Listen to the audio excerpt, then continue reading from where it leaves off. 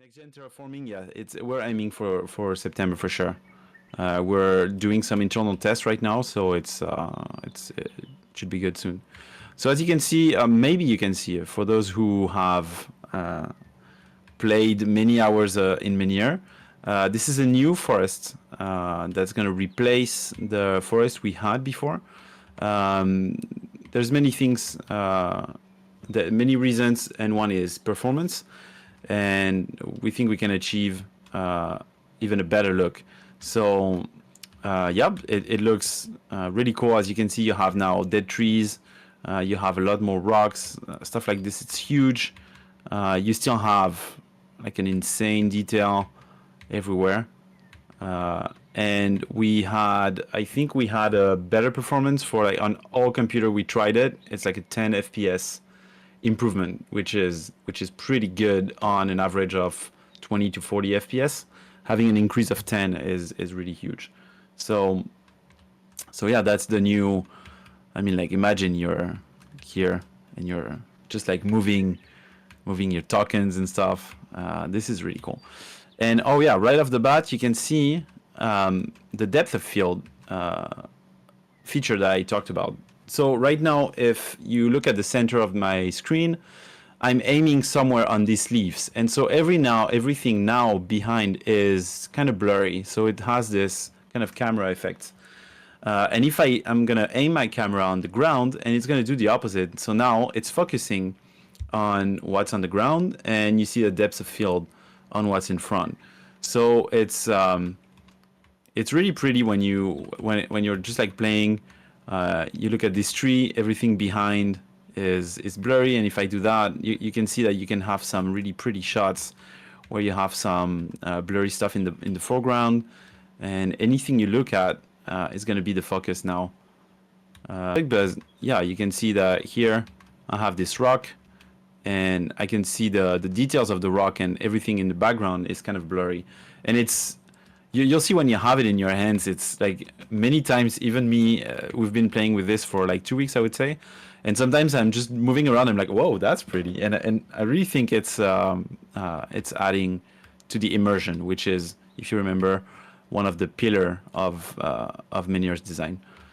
Oh yeah, and you can see it too on when you use the dice. So for example, I'm just preparing the dice I want to throw, and you can see it's doing some the focus on the dice, and then everything behind is kind of blurry.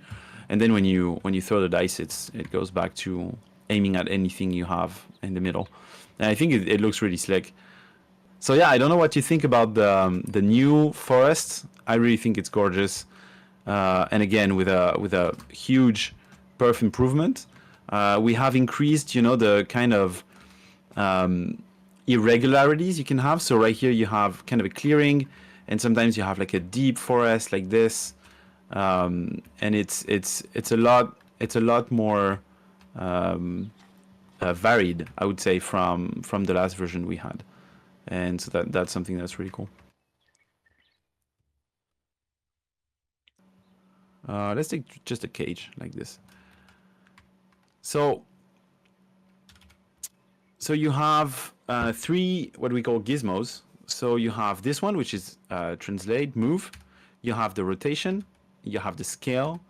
And every mode has this kind of ball in the center. The looks of it, we went for functionality. The looks of it is going to change later. We're going to have something that is going to be pretty and stuff. For now, we just want it to be usable and to be user-friendly in terms of usage. But later on, it's going to be pretty. So in this mode, you can slide in the 3 axes. You can also combine axes. So this one and this one, if I click here, so it's going to move left and right. This one is going to be, in front of me, and also in the Z axis, which means the height. And this one is going to slide it on a. It's like if it's on a paper. And at any time, if I click this ball right here, it's going to snap back. So it's going to do the same effect as when I drag and drop from the toolbox. So it's something you're used to if you've played Menyr even a little bit. So you take it and it snaps back. So you can see right now I don't have to worry about if I'm on it or not. So I can lift it up. I press a button, so it's R, and I can rotate it. And now if I press that, it's going to snap back now, but it's going to snap depending on the rotation I've chosen. So it's really convenient. I press R, so now I can scale it up. So when you're used to it, it's really quick to start and move stuff around.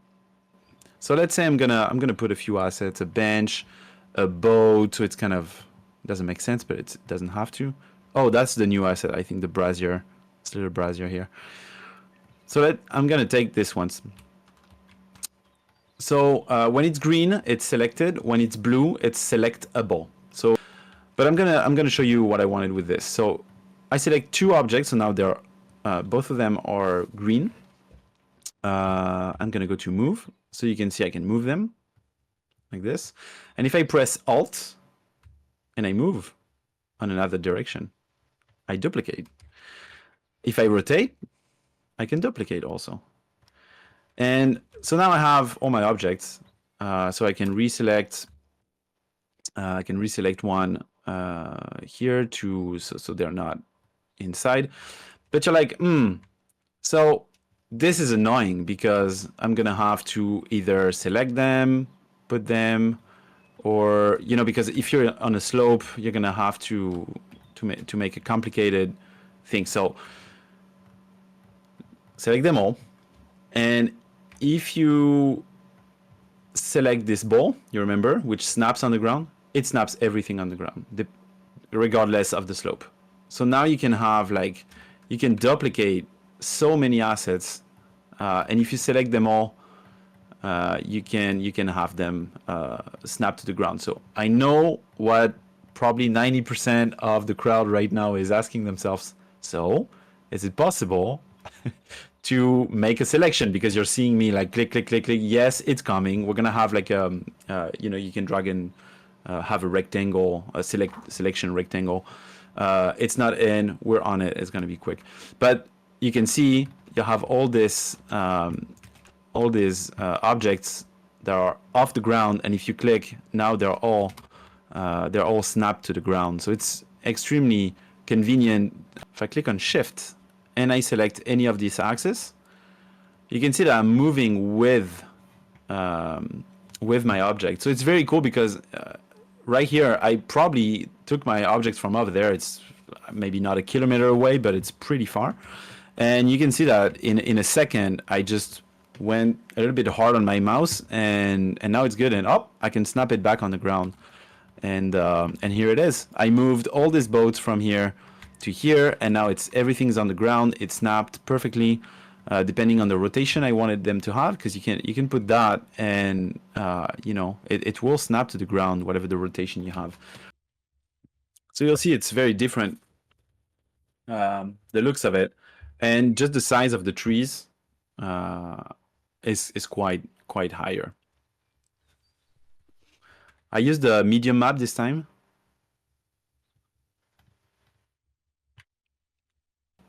So look at that. Ain't that pretty? Look at this with the depth of field. Beautiful coniferous forest. I mean, can you imagine? You can generate as many of that as you want. And all of that for a VTT. I think it's pretty cool. I'm pretty proud of what the team has been working on. I think it's really awesome. And now it's kind of a clearing in a pine forest. Looks really good, if you ask me. So now I wanted to show you a second thing, because it works a lot more in this forest than the other ones. The snow. So watch out, because you're gonna see the snow coming first, and then it's gonna elevate. Look at this.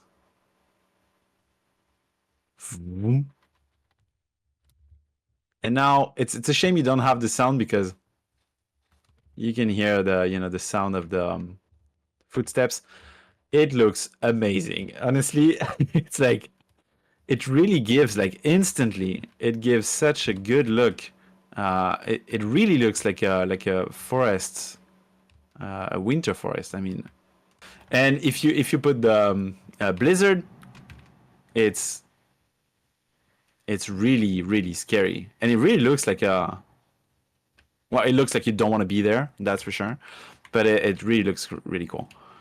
So if I put the wind to the maximum, and so you can see, I don't know if you can see it. Yeah, I can. All right, here I think we can see. I want a little bit of light, so you can see that there's some snow on this tree, right? There's no snow here, right? Do you see where I'm going with this? So basically now you have advanced options, and so you have the wind again, max wind, and if you change the orientation of the wind, it changes where the snow is going on the tree, you see? So here it's the wind is from my back, and if I move here, the wind is from my right, and then from here, the wind's on my left. Um, so yeah, I think it's really cool. And again, kudos to all my tech team. They are pure magicians. And it again, it's the little things, but in the in the overall, I think it makes a difference, and it's really gonna make for amazing, RPG sessions. I mean, like, again, I always go back to, I imagine I have characters right here, I have my tokens and stuff, and because as a GM, that's what I want. I want to put my players there, and it's in a few seconds. I mean, like if I instantly I want to go there, sunset. It's that's it. Sunset in the pine forests. It's absolutely beautiful. I don't want this. I like these god rays, but I want them another way.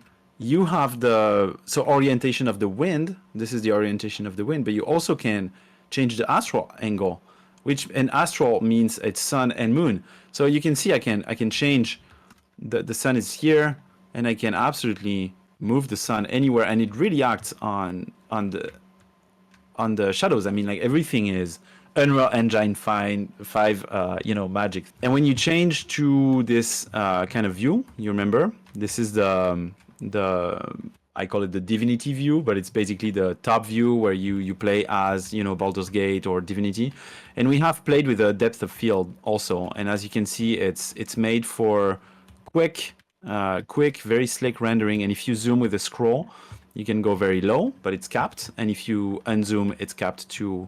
So it's an easy way to, I guess, when you're doing battles and stuff, it's a very easy way to have a good battle look on your map. And then if you press there, you're back where you were aiming. So if you were aiming on the ground like I was, you're going to be back here. It's the night. It's a foggy night, right? There's a little bit of wind, a little bit of rain, not too much. Ooh, that's pretty. Ooh, that's pretty. I like it. And so I'm going back to what was asked yesterday. A campfire.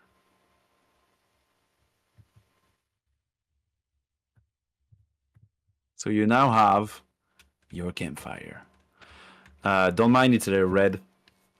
We're gonna fix it before we send the send the update. But as you can see, like in a few seconds, just being in this coniferous forest with a little bit of fog, a little bit of snow, maybe.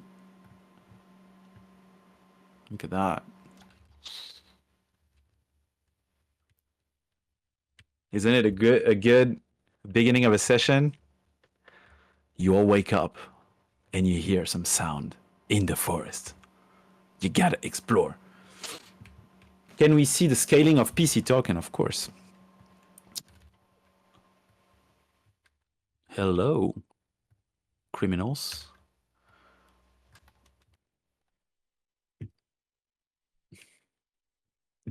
I think it's pretty pretty big. I think we can say it is pretty big, right? And because also you can do the opposite. Yeah, I think he's typing already. Maybe you can possess when it's small. Oh, gee. Oh, I didn't think of that. So we can possess. Yeah. So now I'm.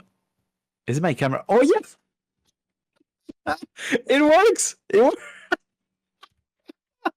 It works. I am exactly my token. I didn't know. This is so cool.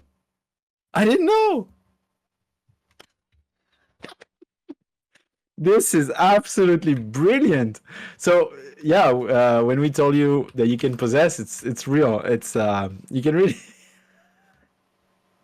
All right, guys, I'm gonna tap out. I wish you an amazing day for those who are still in the middle of the day. An amazing evening for everyone around here, and thank you again to my team and to everyone that's helping me in this and working on Menyr. All right, bye. See you next time, guys.